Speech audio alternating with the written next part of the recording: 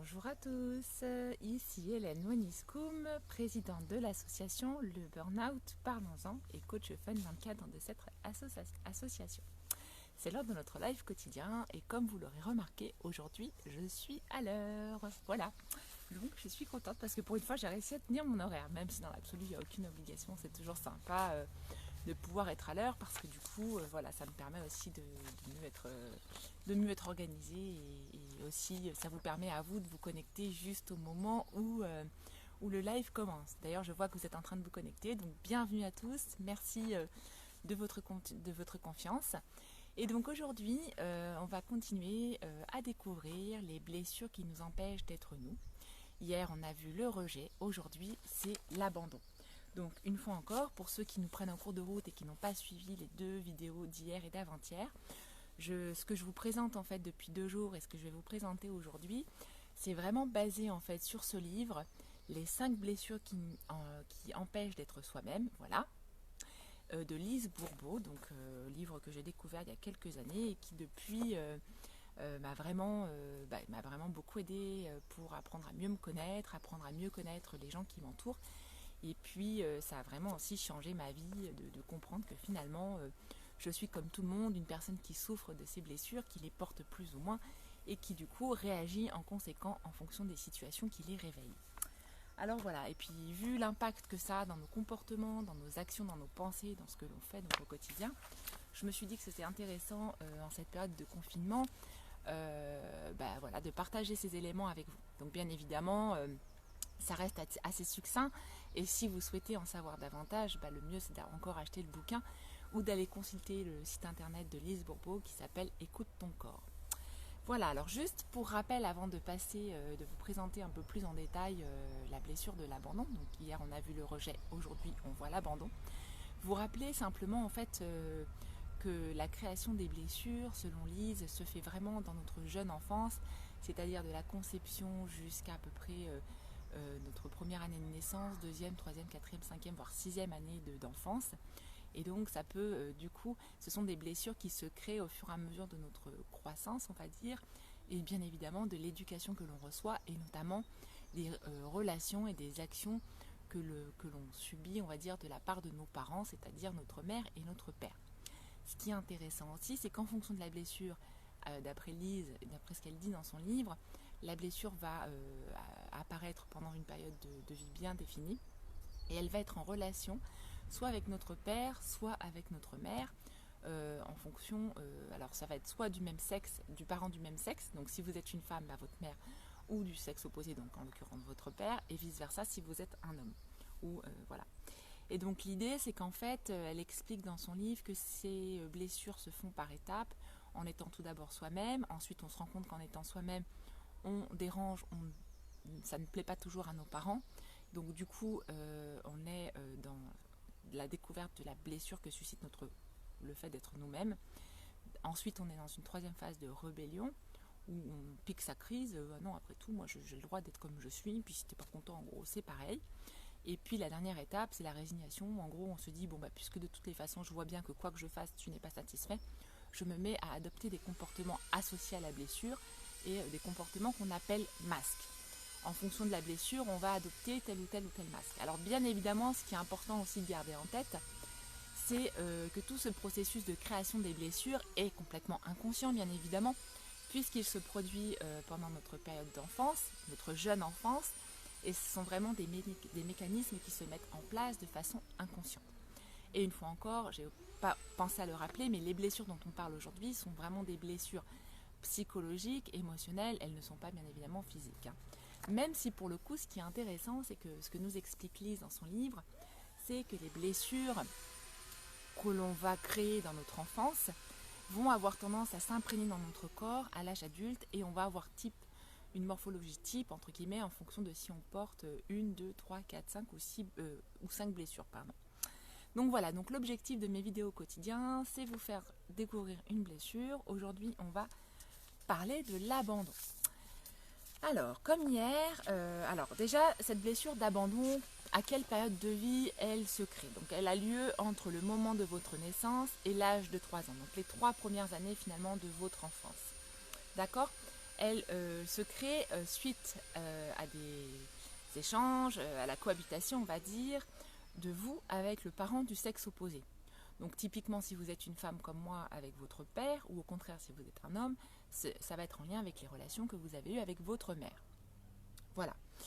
Alors, quelles sont les actions subies par le parent, enfin subies par l'enfant qui sont menées par le parent? Donc en gros, qu'est-ce qui crée cette blessure de l'abandon?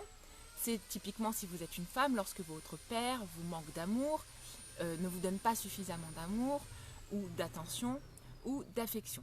A l'inverse, si vous êtes un homme, ce sera le manque d'amour, le manque d'affection et le manque d'attention que vous n'aurez pas reçu donc de la part de votre mère. Donc ensuite en termes, donc typiquement la personne qui souffre de la blessure de l'abandon ne va pas se sentir soutenue et va clairement manquer, et va vraiment manquer d'amour, d'affection et puis d'attention en fait de la part de ce parent, donc de sexe opposé. Alors du coup, ce qui est intéressant, c'est les attitudes, les comportements que cette personne ou que la personne qui porte la blessure d'abandon va mettre en place pour justement se protéger et diminuer la souffrance, la douleur que cette souffrance en fait suscite.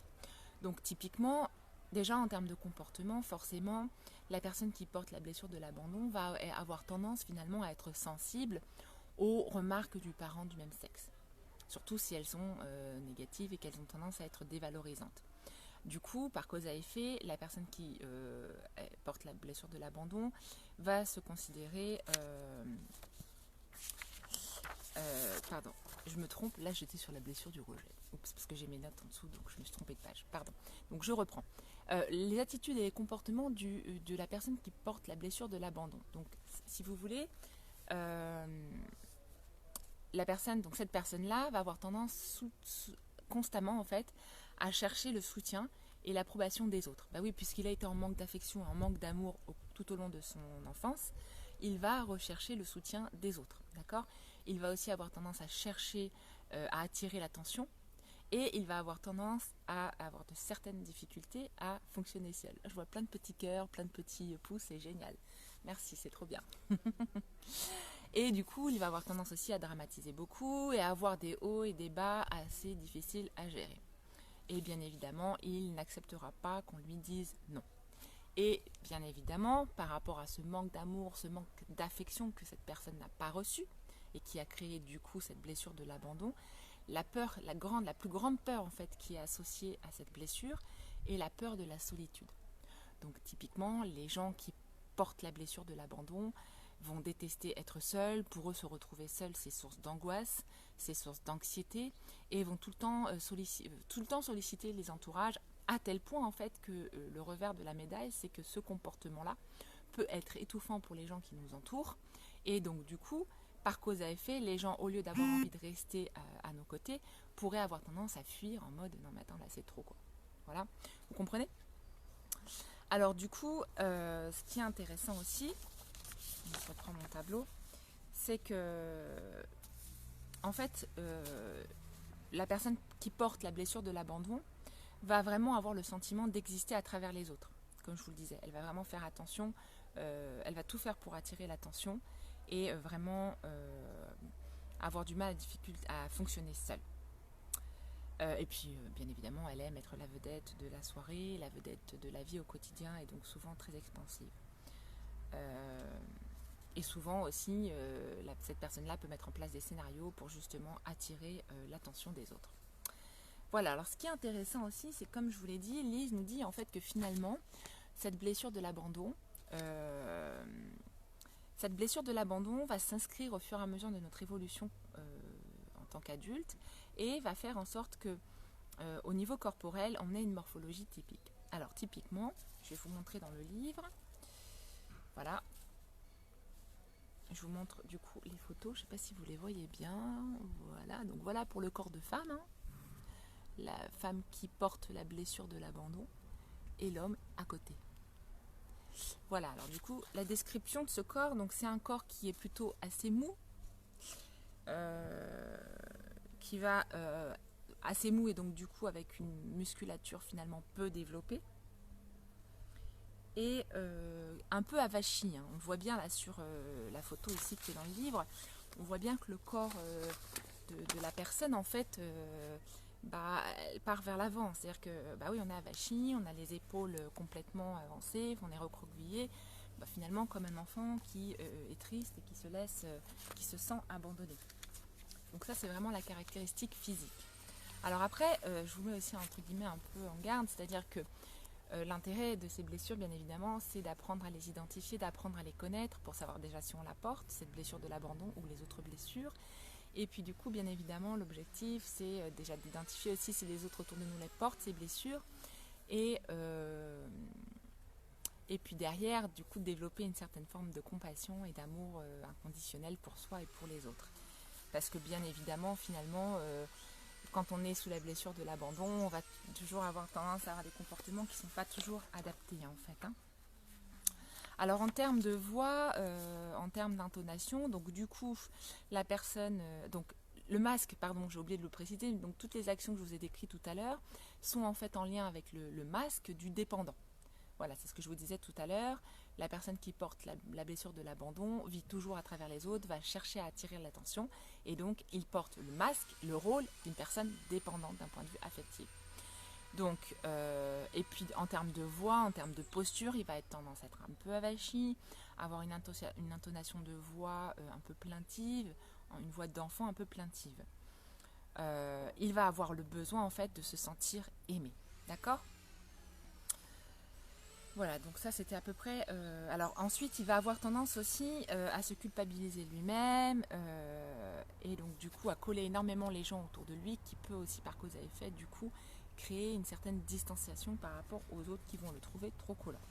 Et donc, ce qui va réveiller la plus grande peur de la personne qui porte la blessure de l'abandon, donc la peur de la solitude.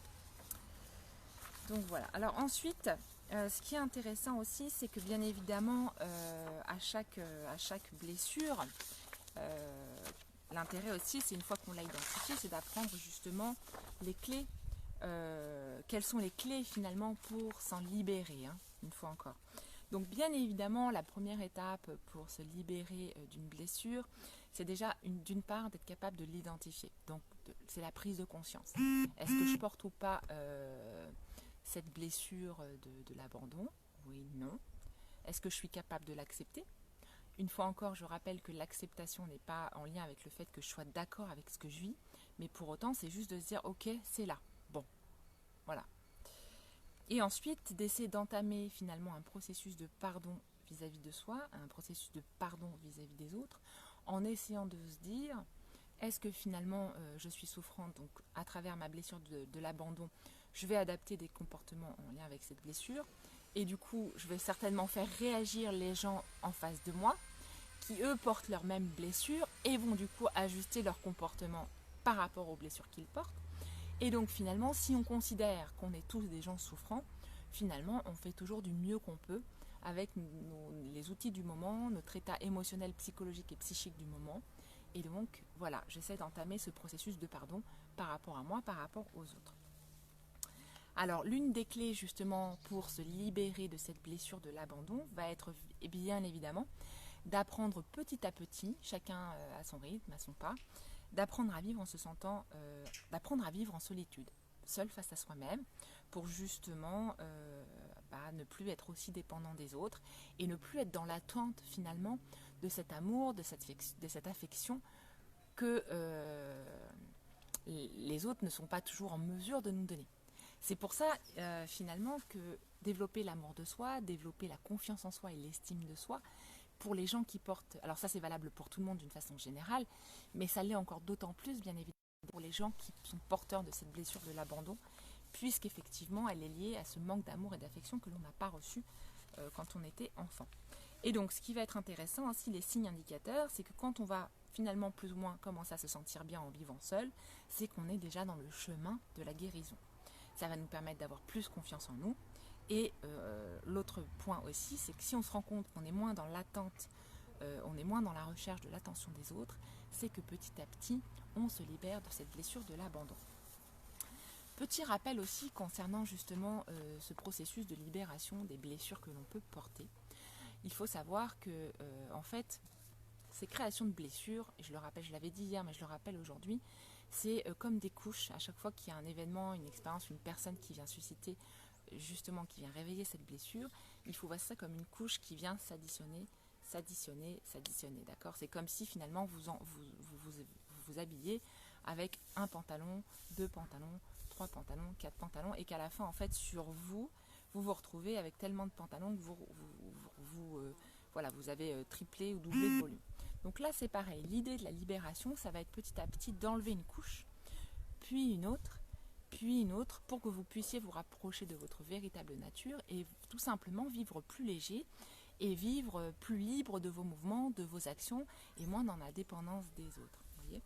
Donc là, c'est une image en lien avec l'habillement, mais ça pourrait être avec tout autre. Enfin, on pourrait trouver d'autres images. Hier, j'avais pris l'exemple de l'oignon. Et donc, ce qu'il faut comprendre, c'est que ce processus de libération se fait au fur et à mesure, une couche après l'autre. Et bien évidemment, c'est un cheminement qui va se faire, j'ai envie de dire, tout au long de notre vie. Voilà. Et c'est peut-être aussi une des raisons de notre présence sur cette terre et de ces expériences de vie terrestre que nous vivons tous, c'est justement d'être capable de libérer nos blessures de l'âme, nos blessures qui nous empêchent d'être nous-mêmes. Donc voilà, voilà pour les informations en lien avec la blessure de l'abandon. Si vous avez des questions, si ce que je dis vous interpelle ou si ce n'est pas clair, vous pouvez bien évidemment me poser vos questions en commentaire de cette vidéo. Et je prendrai le temps, bien évidemment, de vous y répondre. Et puis, si le sujet vous intéresse, une fois encore, n'hésitez pas à Lise Bourbeau. Donc, si les informations vous intéressent et vous souhaitez en savoir plus, n'hésitez pas aussi à lire le livre de Lise Bourbeau ou tout simplement aller sur son site internet. Elle a créé donc l'Institut Écoute ton corps. Voilà, sinon, petit rappel également, ce soir, vendredi 24 avril à 19h, nous avons notre groupe de parole atelier coaching gratuit qui va avoir lieu en ligne, bien évidemment, sur Zoom, puisque nous sommes tous en confinement. Donc vous êtes tous invités à y participer. Il vous suffit d'aller cliquer sur l'événement que j'ai créé sur la page Facebook de notre association. Vous avez toutes les informations pour vous connecter sur le Zoom. Alors c'est la première fois que je fais ça, donc j'espère que tout va bien se passer et qu'il n'y aura pas de bug. On verra bien. Voilà, et sinon, avant de vous quitter, je vais faire le tirage des cartes. Voilà. Donc là, vous voyez mes cartes, les cartes de lumière que j'ai tous les jours. Donc là, je les mélange. Je tire une carte. Hop. Ah, très belle carte. Hop, je vous la montre. Je ne sais pas si vous voyez bien la photo. Je la trouve très belle. Voilà. Pas évident de faire le zoom pour que vous puissiez voir l'image. Voilà. Alors la carte, c'est retrouver mon identité. La vie se charge de propager les événements avec perfection. Tout concorde et tout se place. Chaque étape de ma vie, facile ou difficile, est nécessaire à la recherche de mon identité première, à la découverte de cet être merveilleux que je suis. Alors ça, c'est une très belle piste et un très beau message, je trouve, pour nous aider justement à aborder cette découverte et ce processus de libération en lien avec nos blessures. Parce que c'est vrai que quand on ne connaît pas ces blessures et qu'on les découvre, ça peut fortement nous faire réagir, ça a été le cas pour ma part, nous mettre en réaction, nous mettre en résistance et limite nous mettre en aversion. Alors que là, justement, si on se place dans la perspective de se dire « Ok, finalement, ces blessures que je porte ne sont ni plus ni moins qu'une très belle opportunité pour apprendre à me découvrir, pour apprendre à me libérer et du coup apprendre à améliorer mes relations avec moi-même et aussi avec les autres. » Et c'est vraiment, je trouve, ce que nous invite à faire cette carte quand elle dit « retrouver mon identité ». Cette version de nous la plus pure qui est à l'intérieur de nous et qui est effectivement complètement enfouie par toute l'éducation qu'on a reçue, tous les codes socio-culturels et éducationnels que l'on a reçus entre le moment où on est né et la personne que l'on est aujourd'hui et que l'on va bien évidemment continuer à développer, à évoluer. Quand on ne connaît pas ces blessures, on réagit par défaut en mode pilote automatique, sans se poser de questions, sans avoir conscience finalement de nos comportements, de nos pensées, de nos actions. Et donc du coup, ce qui est intéressant, c'est bien évidemment de se dire, ok, voilà une très belle opportunité de libération. Et plutôt que d'être dans la résistance, se dire, ok, est-ce que je peux être dans ce processus d'acceptation, dans ce processus d'amour inconditionnel et de compassion, pour justement apprendre à me libérer de cette blessure. Donc voilà les amis, n'hésitez pas aussi à partager ces vidéos, à en parler autour de vous, parce que peut-être que ces vidéos peuvent aider les gens autour de vous, tout simplement. Et puis, je vous donne également rendez-vous ce soir pour notre groupe de parole à 19 h. Et puis, pour ceux qui ne peuvent pas se connecter ce soir, je vous dis aussi également rendez-vous demain. Donc demain, notre live sera plutôt vers 14 h 30, puisque c'est le week-end, pour la suite de la découverte des blessures qui nous empêchent d'être nous. Très belle journée, profitez bien du soleil, et voilà, c'est ce soir, c'est le week-end, donc profitez-en bien tout simplement. Bye bye, prenez finement soin de vous. Salut, à ce soir.